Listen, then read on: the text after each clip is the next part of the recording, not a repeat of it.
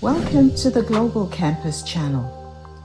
I'm Adeola Komalafe Eluem, and this is where we explore the world's most influential universities, not just by reputation, but by impact, how systems work, who they serve, and what they actually mean for students and families navigating higher education. I originally planned a different episode for today, but given the time of year when applications are being prepared, decisions are being made, and uncertainty is at its highest, I felt it was important to pause and unpack something far more immediate. So in this episode, we're taking a clear, honest look at how UK students receive university offers before final exams, the role of predicted grades in mock exams, and why this system exists at all. If you're a student, a parent, or an international applicant trying to make sense of the UK admissions process, this episode is for you. Most people assume that students apply to university after they receive their final exam results. That's how it works in many parts of the world.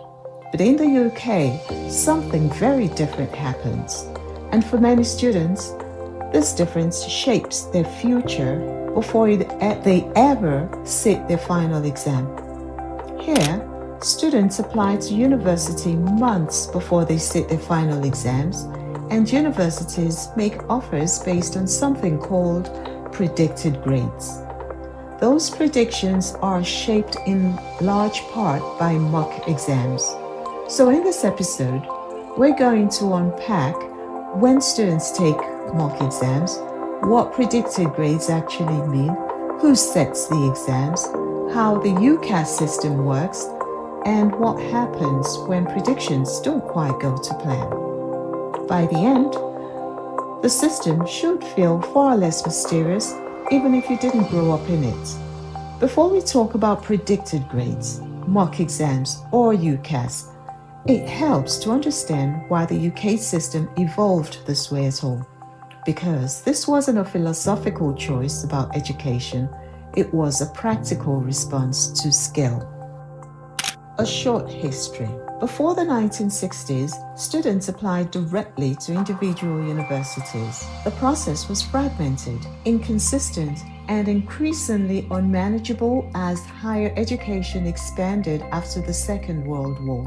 In 1961, universities collectively established a centralized admissions body called the Universities Central Council on Admissions, known as UCCA. This was not the vision of a single individual, and it wasn't imposed through headline legislation. At the time, the UK was led by Prime Minister Harold Macmillan, heading a Conservative Party government. Centralization was widely seen as a practical necessity, not a political battleground. There was no major opposition, universities needed coordination, and government needed efficiency in a publicly funded system. Over time, UCCA evolved into what we now know as UCAS. As higher education expanded further, predicted grades became embedded as the only workable way to manage admissions at national scale. In the UK, most students apply to university before they sit their final A-level or equivalent exams. Instead of waiting for final results, universities make conditional offers based on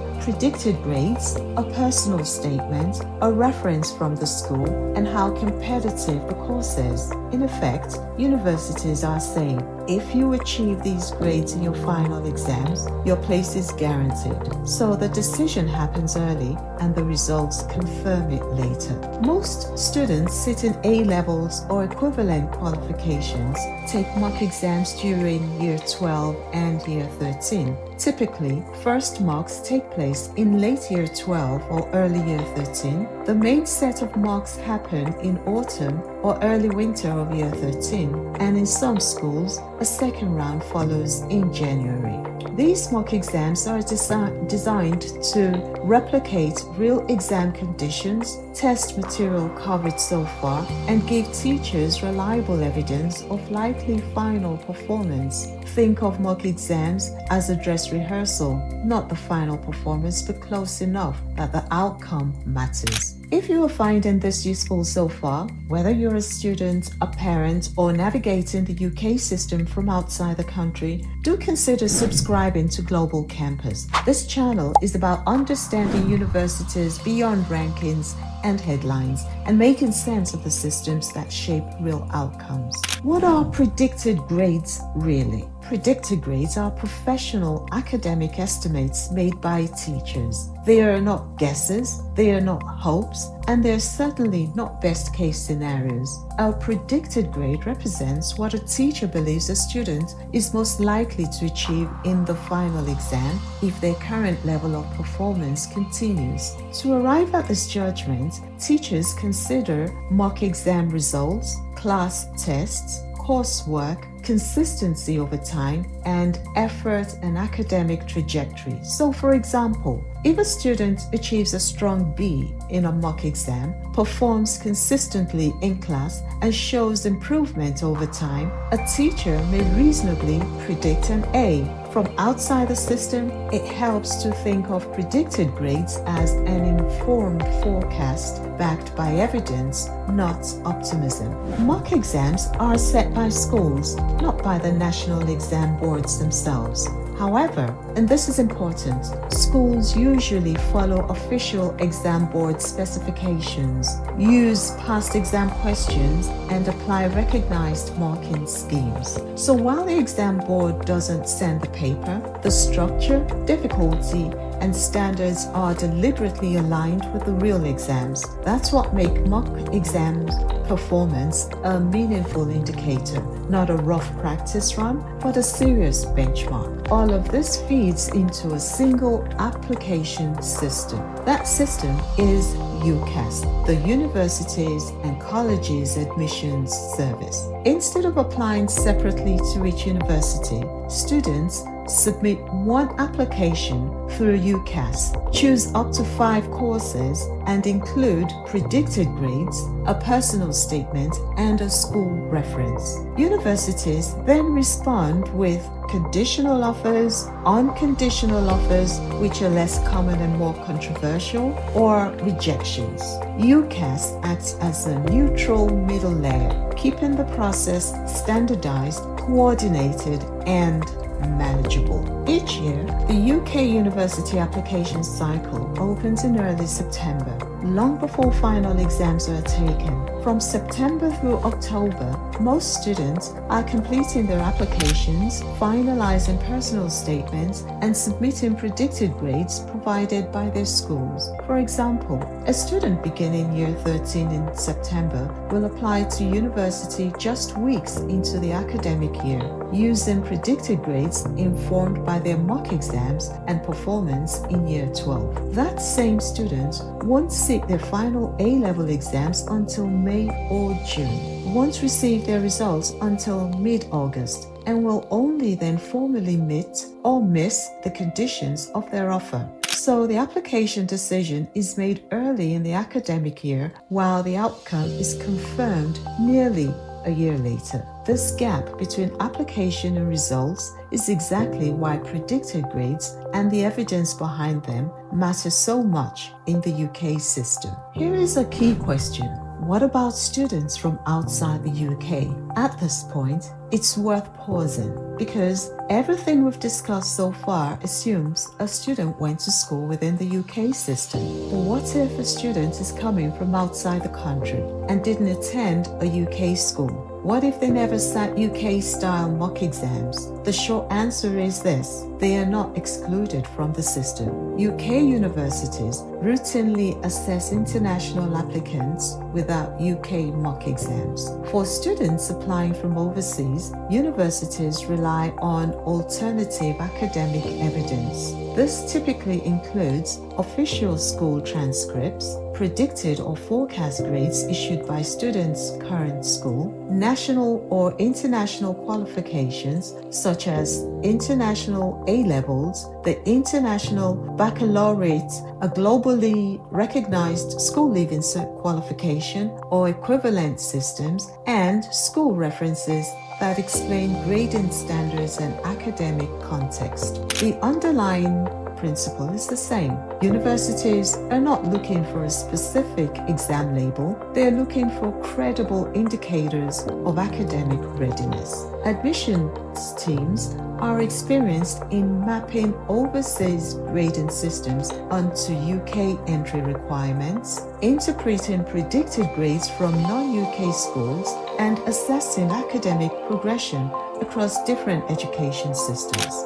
For some competitive courses or institutions, universities may also request additional academic information, set subject-specific assessments, or conduct interviews or written tests, particularly in fields like medicine, law, or engineering. International students are usually made conditional offers, just like UK students. The difference is simply what the condition is based on. So instead of achieve AAB at A level, the offer may state achieve a specified grade or score in your national or international qualification. This reinforces an important point. The UK admission system is not rigidly dependent on mock exams.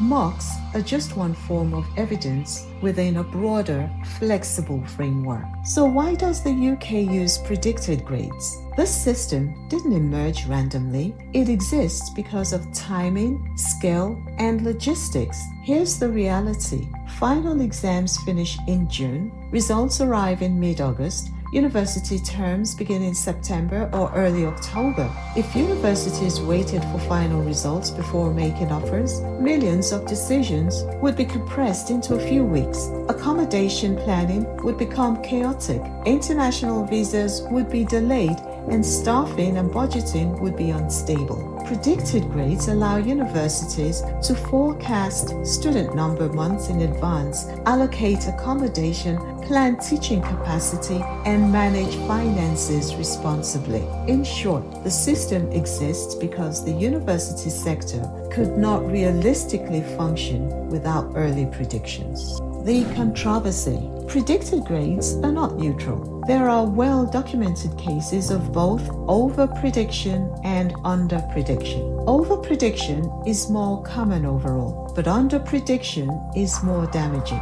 Long-term research shows that high-achieving students from disadvantaged backgrounds and students in non-selective schools are more likely to be under-predicted, even when they go on to achieve strong final results. This matters because universities rarely make offers below predicted grades, and some students never apply to courses they were capable of entering. It is why predicted grades continue to raise questions about fairness, access, and social mobility. You could sum it up like this: a system designed for efficiency, but not always for equality, and that tension remains unresolved. And of course, no system based on prediction is perfect, even where the forecasts get it wrong and they have satellites. The big question: the UK university admission system isn't built purely on final exam results. It is built on evidence, professional judgment,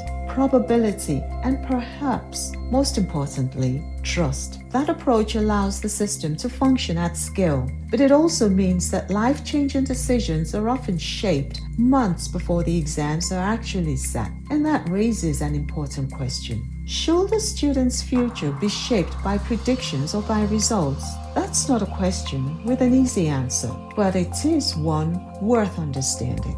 If you found this explanation useful, especially if you know a student, parent, or international applicant trying to make sense of the UK system, please do share this video. It can make a real difference at this stage of the year. And if you value clear evidence-based explanations of how global university systems really work, do consider subscribing to Global Campus. In the next episode, we'll look at what happens when predictions meet reality, including results day. clearing, and why outcomes can differ dramatically across institutions. University offers in the UK aren't made at the end of the journey. They are made partway through it, based on evidence, judgment, and probability. Understanding that makes it clearer. If this episode helped you see the UK admissions process differently, share it with someone facing those decisions now. And if you value clear, evidence-based explanations of how global university systems really work,